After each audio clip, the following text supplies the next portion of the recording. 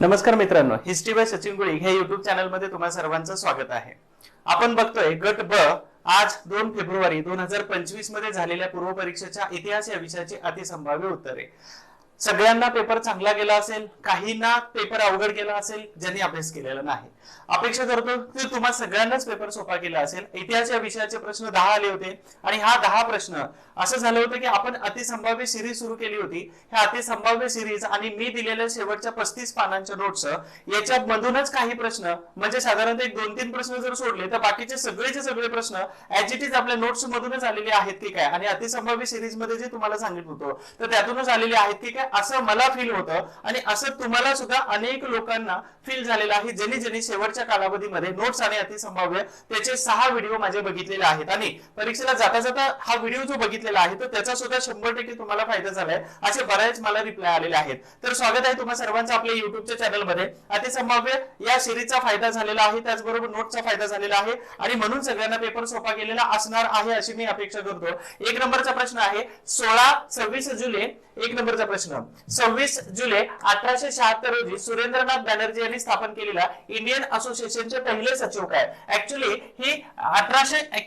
ही संघटना जी आहे तर ही 1875 मध्ये सुरू झालेली पहिली संघटना होती, ठीक आहे। परंतु त्याचे रूपांतर हे 1876 मध्ये सुरेंद्रनाथ बॅनर्जी यांनी इंडियन असोसिएशन मध्ये केलं होतं आणि हे दोघं जण मित्र होते। दोघं म्हणजेच कोण तर आनंद मोहन बोस हे मित्र होते आणि या संघटनेचे पहिले सचिव होण्याचा मान हा आनंद मोहन बोस यांना दिला जातो। म्हणून या प्रश्नामध्ये तिथं तुम्हाला नोट्स मध्ये ऍज इट इज इथं दिलेलं आहे की सुरेंद्रनाथ बॅनर्जी म्हणजे शिशिर कुमार घोष यांनी 1875 मध्ये इंडियन लीग सुरू केली, तिचं रूपांतर 1876 मध्ये इंडियन असोसिएशन मध्ये केलेलं होतं, जे इंडियन असोसिएशन आपल्याला इथं विचारलेले आहे आणि त्याचे पहिले संस्थापक सुरेंद्रनाथ बॅनर्जी तर त्याचे सचिव पहिला होण्याचा मान जो आहे तर आनंद मोहन बोस यांना दिला जातो। म्हणून या प्रश्नाचं उत्तर हे 3 नंबरचा पर्याय बरोबर आहे। यानंतर आपला 2 नंबरचा प्रश्न आहे बघा, बऱ्याच मुलांनी प्रश्नाचं उत्तर हे आप्पासाहेब राजे भोसले असं करून आलेले आहेत। बघा खालीलपैकी नागपूरच्या कोणत्या राजाने प्रश्नार्थ मी जशा पद्धतीने तुम्हाला अतिसंभाव्य मध्ये विचारलेलं होतं किंवा सांगितलेलं होतं की प्रश्न कसा विचारला जातो त्याच्यानुसार तुमचं उत्तर बनतं, तशाच पद्धतीने नागपूरच्या कोणत्या राजाने आपल्या मृत्यूनंतरच्या वारसाची काहीच व्यवस्था न केल्यामुळे त्यांचे राज्य हे दलहौसीने म्हणजे त्यांचे राज्य खालसा केलेले होते। तर या ठिकाणी 1853 मध्ये मृत्यू पावलेले राजा रघुजी तिसरा तर हे होते आणि यांनी 1853 मध्ये निपुत्रिक असल्यामुळे किंवा वारसा नसल्यामुळे त्यांचे राज्य हे खालसा सिद्धांता अंतर्गत दलहौसीने काय केलं, खालसा करून घेतलेलं होतं नागपूरचं। म्हणून त्या ठिकाणी तुम्हाला यांचा संदर्भ पण देतोय की 1818 पासून 1853 पर्यंत हे तिसरे राघोजी भोसले हे होते आणि इथे लाईन दिलेली आहे बघा सर, 1818 ते 30 या काळात रहिवाशांच्या ताब्यात गेले त्या वर्षी राघोजी तिसरे म्हणून ओळखले जाणाऱ्या तरुण शासकाला वास्तविक शासन चालवू देण्यात आले। 53 मध्ये वारसाशिवाय मृत्यू पावले आणि म्हणून ब्रिटिशांनी व्यपगत सिद्धांताने त्यांचे राज्य बळकावलेले होते। म्हणून या प्रश्नाचं उत्तर जे आहे तर हा 2 नंबरचा पर्याय म्हणजे राजा रघुजी किंवा राघोजी तिसरा हे येऊन जातं। त्यानंतर 3 नंबरचा प्रश्न आहे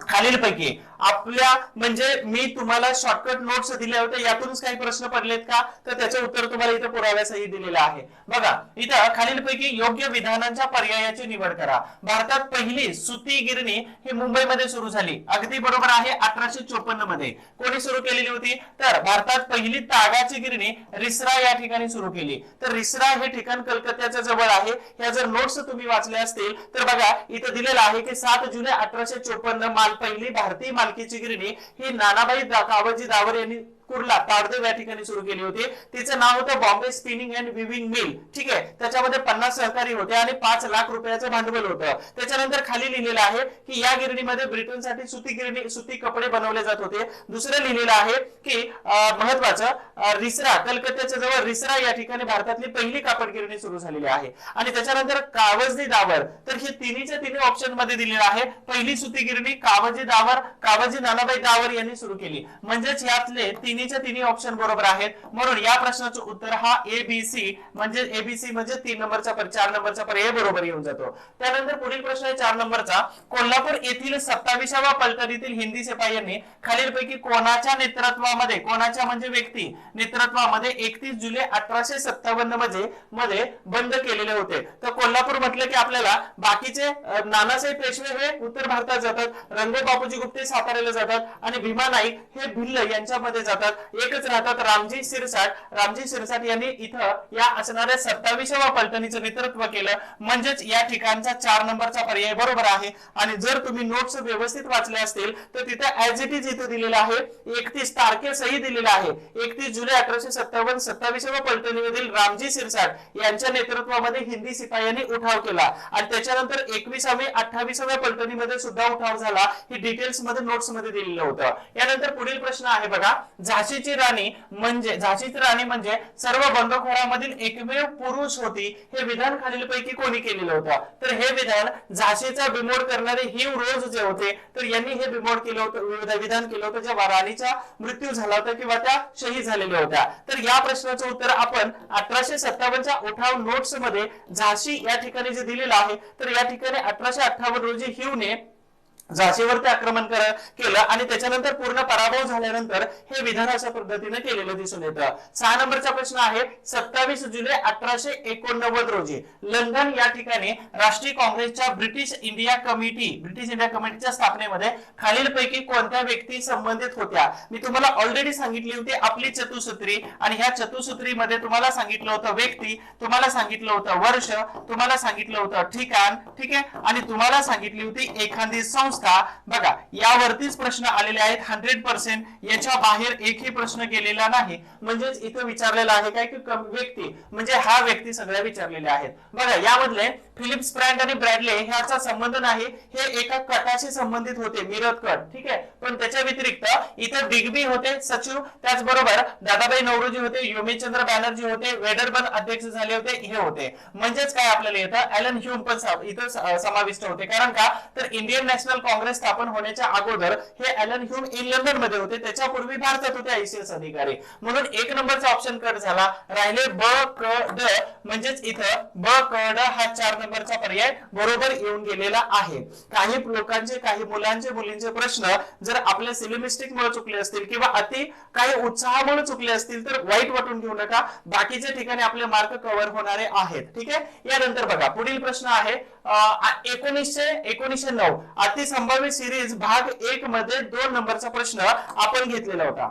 भाग 1 मध्ये 2 नंबरचा प्रश्न ऍज इट इज प्रश्न आहे, कामगार हितवर्धक सभेचे संस्थापक कोण होते? याच्यामध्ये 1 नंबरला लिहिले भिवाजी खरे, नारायण लोखंडे आणि श्रीपाद अमरत डांगे. आणि या प्रश्नाचं विश्लेषण करत असताना मी तुम्हाला सगळ्या सदस्यांची नावं लिहिलेली होती. म्हणजे त्याच्यामध्ये पाटील होते, त्याचबरोबर भिवाजी नरे होते, पाटील होते, सीताराम बोले होते आणि बॅरिस्टर हरिश्चंद्र तालचेरकर होते. फक्त हरिहर सोनुले हे मात्र ऑप्शन नाही. म्हणून यामध्ये अ ब आणि ड, अर्थातच अ ब ड म्हणजे 3 नंबरचा पर्याय बरोबर येऊन जातो. तर हा प्रश्न ऍज इट इज आलेला आहे. म्हणजेच मी तुम्हाला आतापर्यंत सांगत होतो की आतापर्यंत अतिसंभाव्य सिरीज मधले ऍज इट इज क्वेश्चन्स आपले पडतात, म्हणून त्याच्याकडे लक्ष द्यायचं होतं. तर ऍज इट इज क्वेश्चन इथं पडलेला आहे, ठीक आहे. हे क्रेडिट मात्र माझं जातंय. नोट्स मधले प्रश्न येतात, इथं काय मी जास्त तीर नाही मारले, परंतु इथं अतिसंभाव्य मध्ये मी प्रश्न टाकलाय तर त्याच्यावरती आलाय ते क्रेडिट माझं आहे, ठीक आहे. चला यानंतर पुढील प्रश्न आहे 8 नंबरचा, होम रूल म्हणजे काय? होम रूल 1916 मध्ये सुरू झाली होती, आयर्लंड यांच्या देशाकडून आलेली आणि ॲनी बेझंट आणि लोकमान्य टिळकांची चळवळ. आपल्या देशात कारभार प्राप्त करून घेणे बरोबर आहे, स्वराज्य प्राप्त करून घेणे बरोबर आहे, इंग्रजांच्या जोखडातून मुक्त बरोबर आहे, स्वशासनास विरोधात स्वशासनास असतं, तिथं पारतंत्र्य दुसऱ्या शासनास प्रतिकार असतं तर ते बरोबर आलं असतं. म्हणजेच हे मात्र चुकलेलं आहे. म्हणजेच अ ब क, अर्थातच इथं 4 नंबरचा पर्याय जो आहे 3 नंबरचा अ ब क, तर हा मात्र 3 नंबरचा पर्याय इथं बरोबर येऊन जातो. होम रूल चळवळी, होम रूल लीगच्या त्या नोट्स मध्ये अशा प्रकारचे डिटेल्स दिलेले आहे, तर त्या डिटेलच्या आधारावरती हा प्रश्न इथं बनवलेला आहे. सेकंड लास्ट क्वेश्चन घेतोय आपण, सती प्रथेबद्दल शास्त्राच्या संमतीने केलेला खून असे खालीलपैकी कोणी म्हटलेलं होतं? तर बघा सती प्रथेबद्दल अजून एक मला वाक्य वेगळं सापडलं. ते वाक्य आहे की धर्माच्या नावाखाली केली जाणारी हत्या असे राजाराम मोहन रॉय म्हणत होते. काय म्हणत होते? धर्माच्या नावाखाली केली जाणारी जाणारी हत्या, मग राजाराम मोहन रॉय तसे म्हणू शकत होते तर शास्त्राच्या संमतीने केलेली हत्या ही आहे, आणि म्हणूनच 1818 ला वहिनी सती गेली. त्याच्यानंतर 1823 मध्ये त्यांनी अर्ज लिहिला आणि 1800 या ठिकाणी 29 मध्ये त्यांनी सतीबंदीचा कायदा केलेला होता, आणि त्याच्यामध्ये विल्यम बेंटिक यांनी भारतातल्या पहिल्यांदा अशा पुरोगामी सनातनी मंडळींना भारतातल्या पहिल्या कोणत्या तरी धार्मिक कृतीला विल्यम बेंटिक यांनी बाजूला ठेवलेलं होतं. अदरवाईज इंग्रज सरकार धार्मिक बाबतीमध्ये हस्तक्षेप करायला खूप घाबरत होतं. म्हणून विल्यम, अजून एक इथं सर्वात जास्त क्रेडिट जर कोणी घेतलं असेल तर ते घेतलं होतं बेंटिक यांनी, कारण त्याने कायदा केलेला होता, क्रेडिट घेतलं. पण सर्वात जास्त प्रयत्न केले होते राजाराम मोहन रॉय यांनी प्रयत्न केले होते. आलं लक्षात? आणि म्हणून या प्रश्नाचं उत्तर राजाराम मोहन रॉय आहे. परंतु उत्तर आपण आन्सर की आल्यानंतर बघायचंच आहे. यानंतर पुढील प्रश्न आहे शेवटचा. बघा, मी तुम्हाला सांगितलं होतं काहीही करू नका, फक्त सभा समाज आणि संघटना करा. आणि जर तुम्हाला नोट्स दिल्या होत्या त्या नोट्स मध्ये आणि विश्लेषणाच्या या बुक मध्ये तुम्हाला दिलेलं होतं की सभा समाज संघटनेवरती किमान 1 ते 2 प्रश्न येऊ शकतात. एक प्रश्न जोड्या लावामध्ये आला आणि ते सगळ्या सभा समाज, बघा नोट्स दिलेले आहेत. मग याच्यामध्ये प्रार्थना समाजाची स्थापना हे 1867 मध्ये, म्हणजेच 3 नंबर आहे. सत्यशोधक समाजाची स्थापना 1873 मध्ये 4 नंबर. सार्वजनिक सभा आहे 1870 ची नंबर 1. आणि आर्य समाजाची स्थापना 1875, म्हणजेच इथं आलं 2. म्हणजे या प्रश्नाचं जे उत्तर आहे तर 3 नंबरचा पर्याय योग्य येऊन जातो. अशा पद्धतीनं हे तर नोट्स दिलेले आहेत. अशा पद्धतीने आपण 10 प्रश्नांची उत्तरं तंतोतंत देण्याचा प्रयत्न केलेला आहे. अजिबात घाबरू नका, परीक्षा अवघड गेलेली आहे, सोपी गेलेली आहे. आता अजून 1-2 महिन्यावरती पुढची परीक्षा आहे, त्याच्यामुळे या परीक्षेसाठी अगदी जोराने झटून आणि 100% देण्याचा प्रयत्न करा. ही एक टेस्ट होती असं समजा. ज्यांना अवघड गेलेला आहे आणि ज्यांना सोपा गेलेला आहे त्यांनी पुढच्या पॅटर्न साठी मात्र तयार राहिलं पाहिजे. अपेक्षा करतो तुम्ही सगळेजण हॅपी राहाल. धन्यवाद. Thank you so much.